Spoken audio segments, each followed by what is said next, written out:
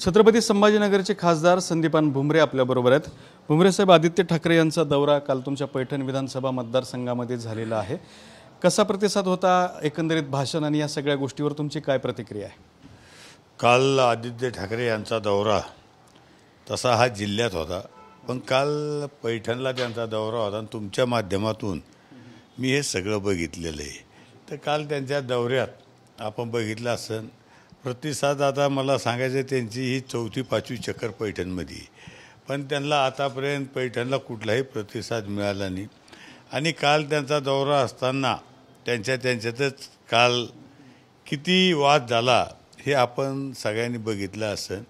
म्हणून मला सांगायचं की आदित्य ठाकरे हे काही कालच नाही आले, याच्या आधी 4-5 वेळेस आलेले आणि आणखीनही किती काही वेळेस आले, तर मला वाटतं पैठणला काही फरक होणार नाही। पैठणला पुन्हा एकदा शिवसेनेचा झेंडा हा पैठण विधानसभेत फडकणार आहे। आदित्य ठाकरेंनी बोलताना काल तुमच्यावरती टीका केली की डिफेंडर गाडी घेतल्याचा उल्लेख त्यांनी केलेला आहे, त्याच्यावर काय प्रतिक्रिया आहे?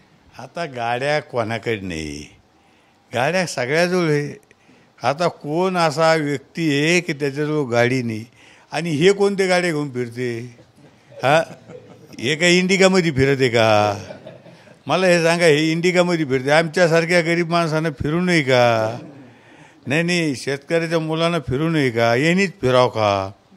मला सांगा की म्हणजे यांच्या कुत्र्याला गाड्या आहे डिफेंडर, यांचे जे कुत्रे आहे का त्याला डिफेंडर गाड्या आहे, आम्ही तर माणसं आहे। म्हणून मला सांगायचं की हे आरोप, मला वाटतं ह्या आरोपात काही तथ्य नाही। काल त्यांनी एक आरोप केला की तरुण मुलांना, जे काही सुशिक्षित बेकार मुलं आहे यांना नोकऱ्या नाही। अरे एकनाथ शिंदे साहेब आणि देवेंद्र फडणवीस, अजय दादा आणि उदय सामंत साहेब यांच्या आशीर्वादानं आपल्या चंद्रा बिडकीन MIDCत 52,000 कोटीचे उद्योग आले। किती?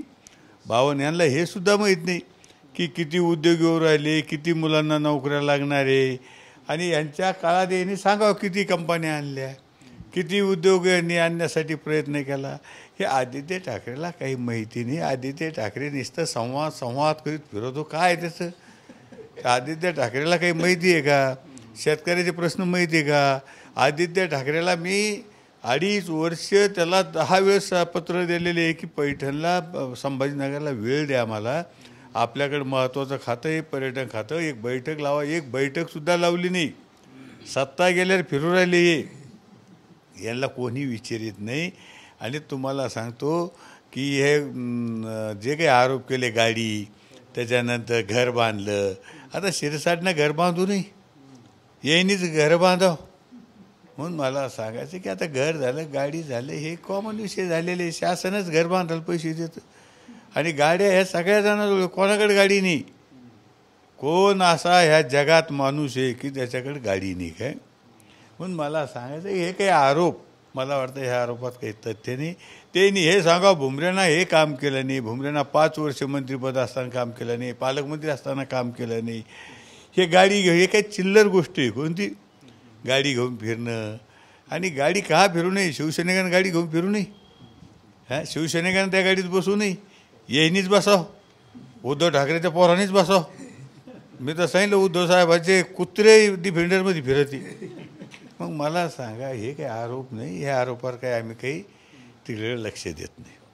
कारण आदित्य ठाकरेंच्या दौऱ्याला विरोध करण्यासाठी भारतीय जनता पार्टीचे लोक रामा हॉटेलसमोर आले होते, मात्र त्यांच्यावरती शिवसेनेचे लोक धावून जायला लागले। त्यामुळे उद्धव ठाकरे गटाच्या शिवसेनेच्या कार्यकर्त्यांवरती काल पोलिसांनी लाठीचार्ज केला, त्यामुळे मोठा राडा झाला।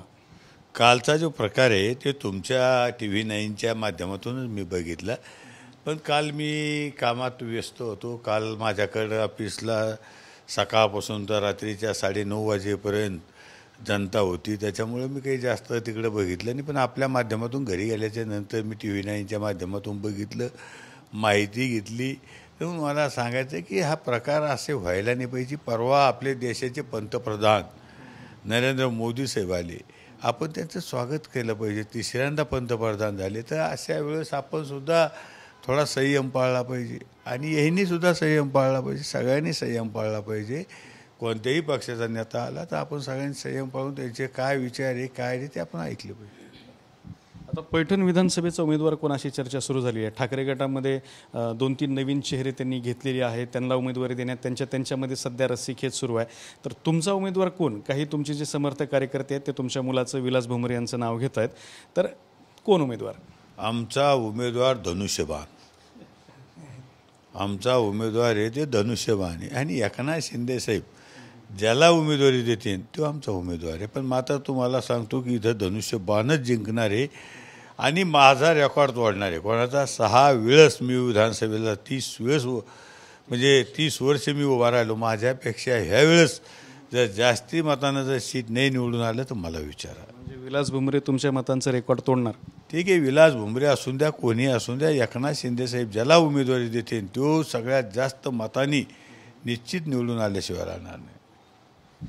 तर हे होते संदीपान भुमरे यांनी स्पष्ट केले की पैठण विधानसभेमध्ये धनुष्यबाण विक्रमी मतांनी निवडून येईल. कॅमेरामन हर्षल सोबत दत्ता कानवटे, TV9 मराठी, छत्रपती संभाजीनगर.